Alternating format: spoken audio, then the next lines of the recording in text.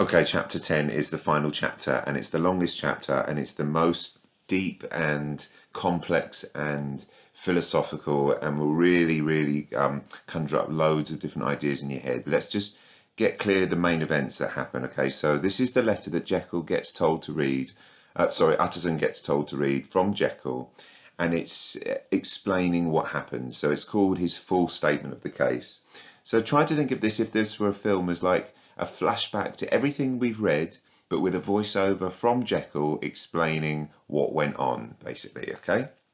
And we see those events again. So we see where he invents the potion, and it transforms into Hyde, and then he starts to enjoy it. He likes to be one and then the other and then the other, and then eventually things go a bit bad because he wakes up as Hyde one day and can't turn back, and then he starts changing into him in the middle of the park, and it starts to overcoming a little bit, and we see those events that we saw before, like the death of Danvers Carew, and then how he kind of Jekyll withdraws from society a little bit, and now we find out the truth, how Jekyll tried to keep hold of transforming into Hyde, but he couldn't.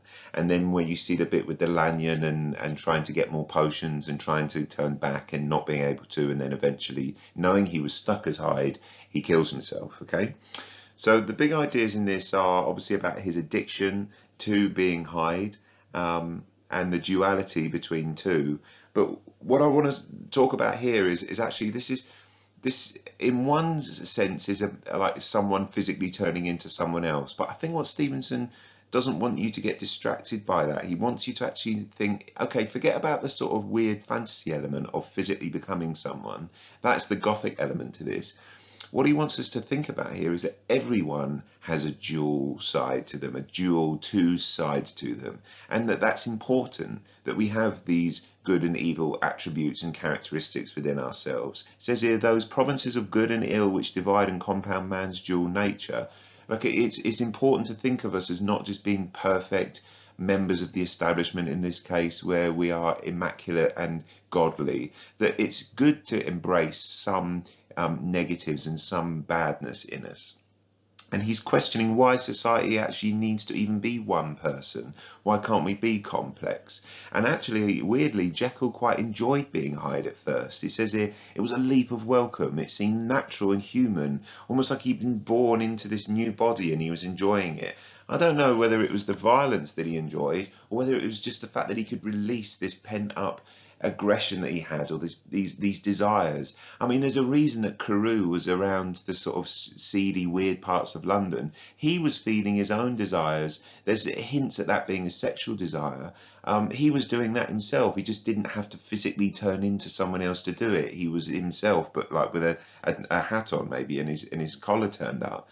So there's darkness in every kind of light, and there's lightness in every kind of dark, is what I think Stevenson's saying here. However, things got too much for Jekyll. It says here, I have been doomed to such a dreadful shipwreck that man is not truly one but two. Now, a lot of people only use the second part of that quote because it's a perfect one for duality, isn't it? But actually, I really like the first bit, that he's doomed to be a shipwreck, because if you think of that shipwreck as being a brilliant metaphor for something that can be bouncing along the waves one minute and then washed up and dead the next minute, that it's pointless at that moment. A shipwreck is a kind of advert for a former glory that is now washed up and ruined, because that curse of mankind, as he says here, the primitive duality of man is overcome him. Primitive is an important one that links with ape-like, isn't it? It's like it's subhuman that we talked about before, like Darwin's ape as being not really properly a man. And this is their final quote I'll put in here, the agonized womb of consciousness. And that's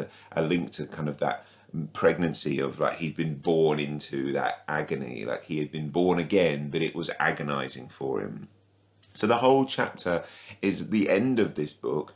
It's a flashback into the mind of Jekyll, who for the whole book we wanted to know what was going on in his mind. We had Utterson as the eyes and hand holding in this story, but we finally get to hear the truth. And at first it's strange because he kind of enjoyed being Hyde, he enjoyed feeding that evil in him. But then it got too much for him and it overcame him, and we have that catharsis at the end, that big satisfying ending, I guess, where evil has to be overcome by good in the form of Hyde committing suicide. Okay, so that's the end.